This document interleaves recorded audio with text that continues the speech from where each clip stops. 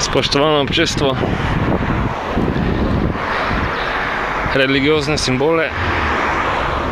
se treba naučiti ustrezno doumeti, ne zapasti v neko kolesje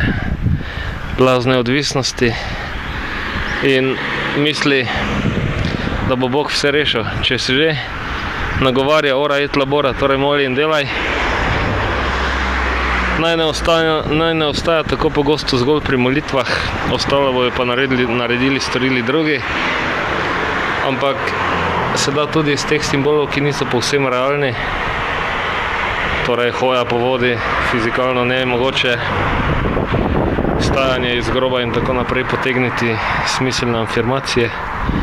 Zagotovo pa se moram pričeti zavedati, da obstaja mnogo več in proces etične prenove človeka se mora lotiti tudi teme religij, kajti človek ne sme živeti v mentalni kletki, ker potem dela na svetu škodo, ampak mora živeti življenje polno dostojanstva in dosežkov, ki svet plemenitijo. Vendar se to ne rabi dosegati, ta cilj, z neko agresijo, pobijanjem in norijami v vojnah, ampak z izobraževanjem in z širjenjem zdravih naukov.